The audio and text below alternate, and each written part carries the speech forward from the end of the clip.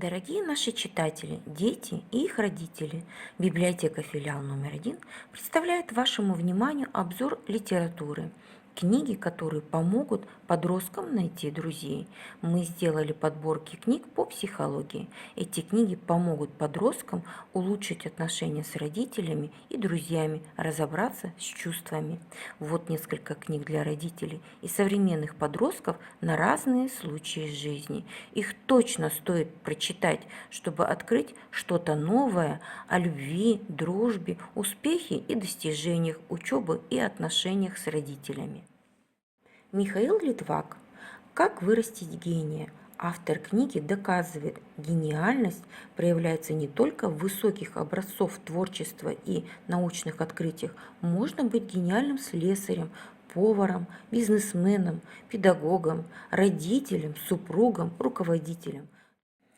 Истории, суждения, рекомендации, правила, объяснения знаков судьбы – все это входит в арсенал мудрого учителя Михаила Ефимовича Литвака, который пытается помочь нам всем достигнуть своего Эвереста и вырастить в себе гении. Ведь без ложной скромности признается, каждый из нас хочет удивить мир своим «я». Поэтому каждый день, каждую минуту мы учимся быть гениями. И помогает нам в этом гениальный автор этой книги. Переходный период – непростое время, когда ребенок ищет свое место в мире, переживает бурю эмоций, наблюдает за изменением в теле и взрослеет. Предлагаем вашему вниманию книгу Лиса Муса «Я сама себе хвалилка, улыбалка и ходилка».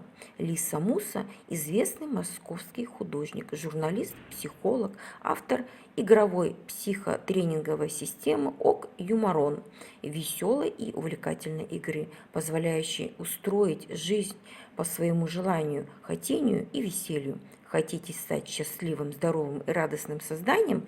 Эта книга – подарок для вас. Виктория Юрьевна Чалбарю. Марина Юрьевна Сучкова. Подросток вылетает из гнезда. Идея книги состоит в том, чтобы помочь родителям выстроить грамотное отношение со своим взрослеющим ребенком. Авторы рассказывают о ресурсах отношений, напоминают об особенностях жизни в конкретной семье, о том, что навсегда сохранится, останется опорой в будущем и поможет преодолеть кризис. Задача книги – помочь родителям и подросткам понимать друг друга, знакомиться с изменениями, принимать их. Дима Зицер о бессмысленности воспитания подростков. Это книга о самом трудном в родительской жизни, о том, как любить подростка. Она предлагает вместе поразмышлять, а где-то поспорить на тему, как рядом с подростком жить и надо ли его воспитывать. Остроумные, тонкие иллюстрации Михаила Бодиновского понравятся как родителям, так и подросткам. Уважаемые родители, прочитайте все вместе с вашими детьми, и пусть в ваших отношениях с подростками царят доверие, любовь, радость и дружба. Суркова Лариса. Ребенок от 8 до 13 лет – самый трудный возраст. Лариса Суркова – кандидат психологических наук, практикующий психолог по вопросам детской и семейной психологии, мама 6 детей. Подростковый возраст самый сложный и непредсказуемый как для родителей, так и для самого. Изменяется его увлечение, характер, увеличивается давление в школе, меняется гормональный фон, растет информационный поток. Ребенок в этом возрасте как никогда нуждается в поддержке со стороны взрослых, поэтому мудрый и своевременный родительский совет может стать стартовой площадкой для отношений, которые сохранятся всю жизнь. Помните, что ваша задача помочь подростку с пониманием относиться к изменению его интересов, проявлять терпение и дарить ему свою любовь. В этой книге Лариса Суркова поднимает вопросы, как сохранить родительский авторитет, в то же время найти с ребенком общий язык, как повысить самооценку ребенка, да и свою тоже, как контролировать агрессию маленького взрослого и оградить его от дурного влияния и многое другое. Главное, уважайте мнение своего ребенка и прислушивайтесь к нему, считайте равным и ни в коем случае не унижайте достоинства подростка. Искать друзей – понятие субъективное, но, наверное, каждому подростку хочется, чтобы рядом был надежный и верный товарищ, с которым и в огонь, и в воду. Вот интересная книга для подростков, которая преподаст урок о дружбе и заставит задуматься, а что же это на самом деле дружба? Эдуард Веркин «Друг Апрель». Повесть Эдуарда Веркина стала лауреатом второго международного конкурса имени Сергея Михалкова, а также удостоена поощрительного приза национального конкурса на лучшее литературное произведение для подростков «Книгу.ру».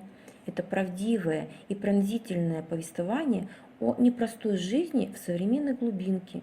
Главный герой повести, подросток Иван, живет на маленьком железнодорожном разъезде Ломы в Костромской области. Мимо проносятся поезда, унося вдоль красивую и благополучную жизнь. Редко какой поезд притормозит на этом богом забытом разъезде.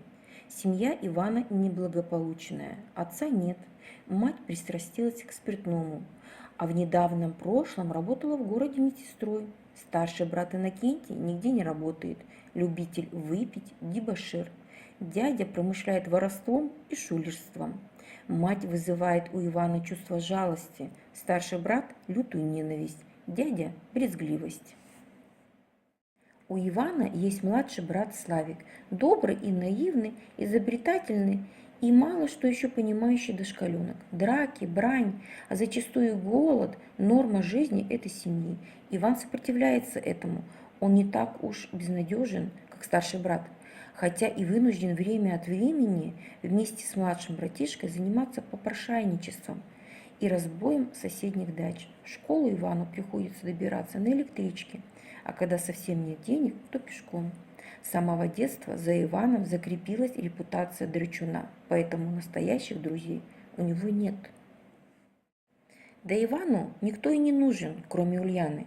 С ней он дружит еще с детского сада и теперь посещает одну школу. Выжить и окончательно не сломиться Ивану помогает чувство первой любви, которое стало островком света и серой повседневности, до ожидания приезда Ульяны на каникулы и искренняя забота о младшем брате. Обстоятельства сложились так, что Иван вынужден был бросить школу, не получив аттестата за 9 класс. Но он не пропал в этой жизни. Честно отслужил в армии, занялся небольшим бизнесом, оформил опеку над Славиком. Вот только первая любовь, как это часто бывает, закончилась ничем. Независимо от того, понравилась вам книга или нет, но, несомненно, впечатлит, ошеломит, растревожит душу. Это